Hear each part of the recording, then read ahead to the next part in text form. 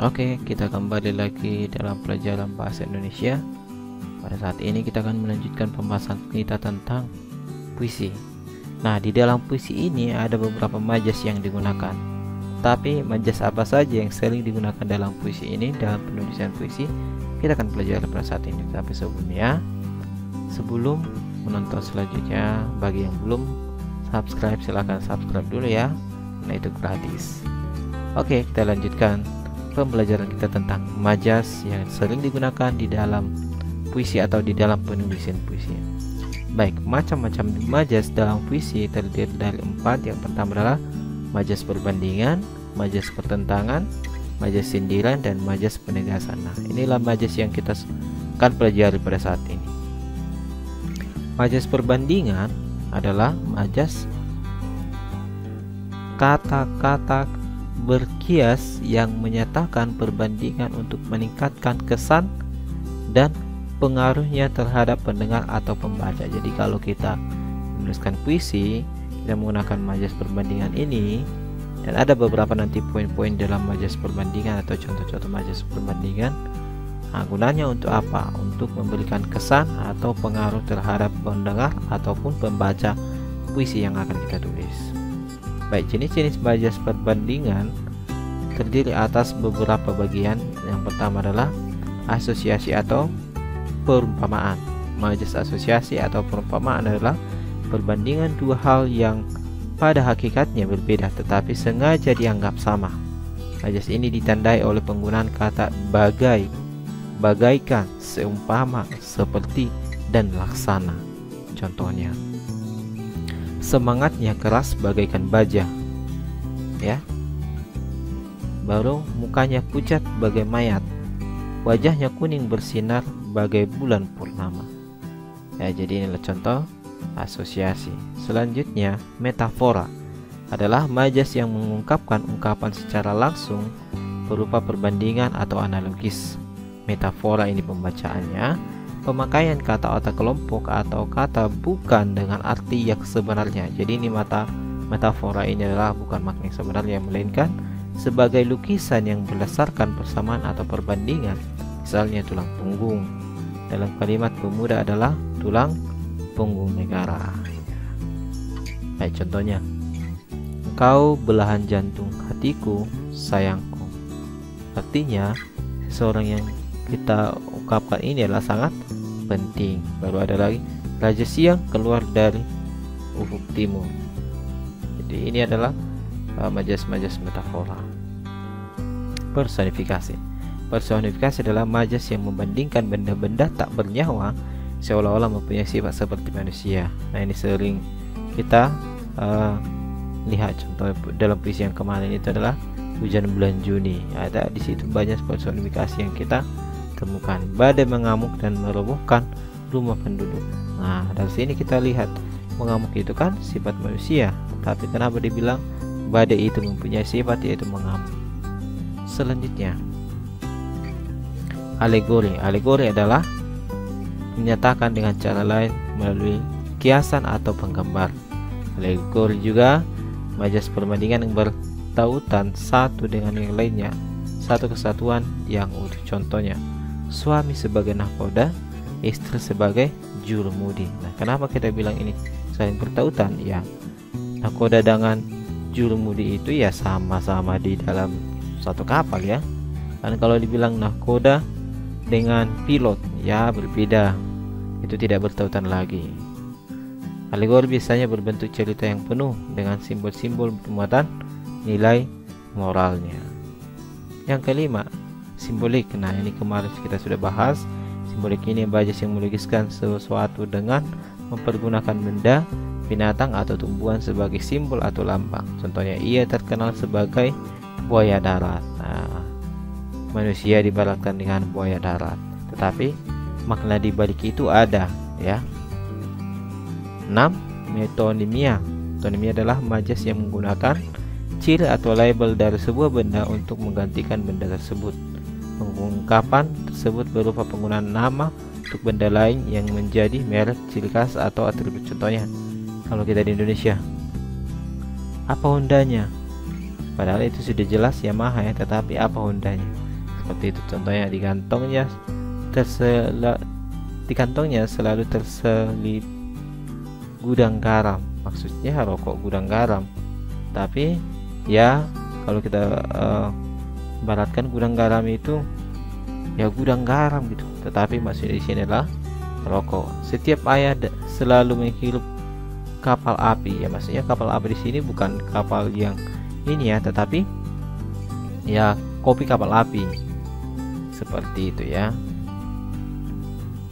Baru yang ketujuh, sinekdok. Ya, sinekdok ini majas yang menyebutkan bagian untuk menggantikan benda secara keseluruhan atau sebaliknya. Majas sinekdok ini terdiri atas dua, yaitu pars pro toto, yaitu menyebutkan sebagian untuk keseluruhan. Contohnya, hingga detik ini ia belum kelihatan batang hidungnya. Maksudnya batang hidungnya disebutkan di situ, tapi sudah menunjukkan bahwa dia tidak menunjukkan dirinya seutuhnya. Ya, itu maksudnya. Baru totem pro parte, yaitu menyebutkan keseluruhan untuk sebagian. Contohnya dalam pertandingan final bulu tangkis RT03 melawan RT07. Sementara RT03 ini adalah beberapa kumpulan masyarakat, sama juga dengan 07. Jadi ini kebalikan daripada pas pro toto. Baik, simile ya, pengungkapan dengan perbandingan eksplisit yang dinyatakan dengan kata depan dan penghubung seperti layaknya, bagaikan, umpama, ibarat, bak, bagai. Jadi ini tentang perbandingan eksplisit yang dinyatakan dengan kata depan ya. Contohnya, kau umpama air, aku bagaikan minyaknya. Bagaikan Jais dan Laila yang dimabuk cinta berkorbankan apa saja. Selanjutnya, majas pertentangan. Majas pertentangan adalah kata-kata berkias yang menyatakan pertentangan dengan yang dimaksudkan yang sebenarnya oleh pembicara atau penulis dengan maksud untuk memperhebat atau meningkatkan kesan dan pengaruhnya kepada pembaca atau pendengar. Contohnya, antitesis. Antitesis adalah majas yang mempergunakan pasangan kata yang berlawanan arti. Contohnya, tua dan muda, besar kecil, ikut meramaikan festival itu. Tua dan muda adalah satu kata yang sangat berlawanan ya dari segi umur. Miskin kaya, ya ini juga kata-kata yang berlawanan, antitesis. Paradoks adalah majas yang mengandung pertentangan antara pernyataan dan fakta yang ada. Contohnya, aku merasa sendirian di tengah kota Jakarta yang ramai. Ya, sudah sendirian tetapi ramai. Ya, majas yang mengandung pertentangan antara pernyataan dan faktanya. Nomor 3, hiperbola. Majas yang berupa pernyataan berlebihan dari kenyataan dengan maksud memberikan kesan mendalam atau meminta perhatian. Suaranya menggelegar, membelah angkasa, artinya berlebihan, dia melebih-lebihkan, itu hiperbola. Litotes. Litotes adalah majas yang menyatakan sesuatu dengan cara yang berlawanan dari kenyataan dengan mengecilkan atau menguranginya, tujuannya untuk merendahkan dirinya. Nah, ini litotes ini majas yang digunakan untuk merendahkan diri. Makanlah seadanya hanya dengan nasi dan air putih saja. Nah, ini biasanya ini dibuat untuk merendahkan diri kita ya, bukan merendahkan orang lain ya. Makanya makanlah seadanya dengan nasi dan air putih saja, padahal di meja itu sudah banyak makanan, jenis-jenis makanan. Selanjutnya bagian C, majas sindiran. Majas perbandingan ini ialah kata-kata yang berkias yang menyatakan sindiran untuk meningkatkan kesan dan pengaruhnya terhadap pendengar ataupun pembaca. Majas sindiran dibagi menjadi, yang pertama, ironi. Majas yang menyatakan hal yang bertentangan dengan yang dimaksud menyindir. Ini baru siswa teladan, setiap hari pulang malam. Nah, itu sindiran, artinya kita memuji dia tetapi sebenarnya di dalam itulah kita menyindir dia ya. Sinisme, sama seperti yang tadi ya. Sinisme adalah majas yang menyatakan sindiran secara langsung. Perkataanmu tadi sangat menyebalkan, tidak pantas diucapkan oleh orang terpelajar seperti menjadi ini belak-belakannya. Sinisme ini. Sarkasme dalam majas sindiran yang paling kasar. Majas ini biasanya diucapkan oleh orang yang sedang marah. Memuntah aku melihat wajah, pergi kamu. Nah, ini sarkasme ya. Kasar dia penggunaannya.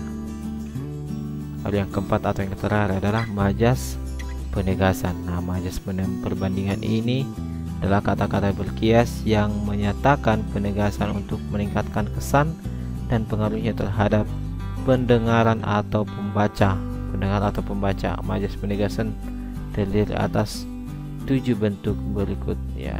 Perhatikan di sini.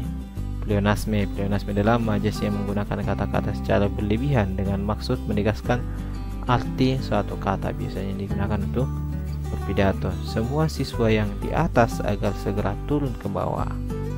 Nah, ditegaskan supaya siswa yang di atas sana turun ke bawah.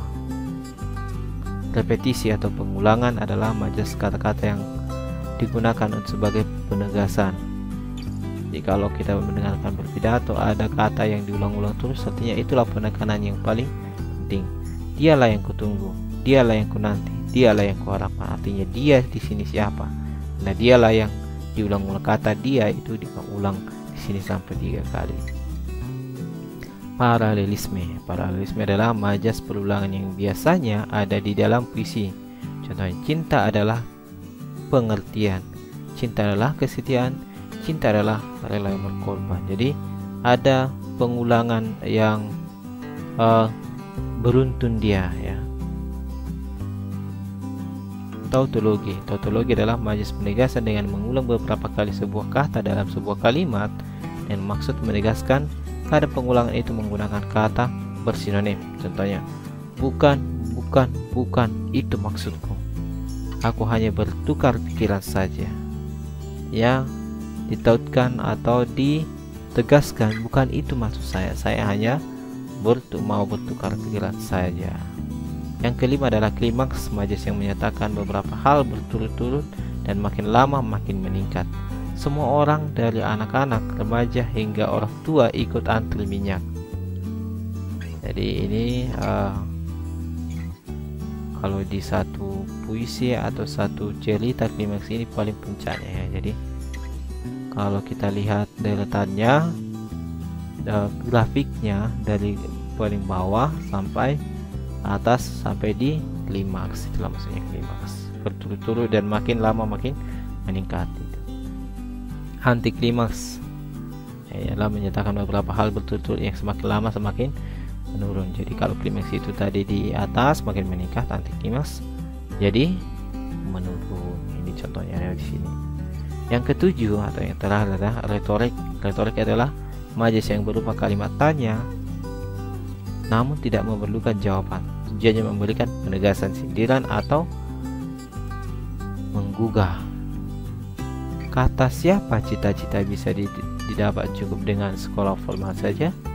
Nah, ini nggak perlu dijawab. Ini hanyalah penegasan. Atau apakah ini orang yang selama ini kamu bangga-banggakan?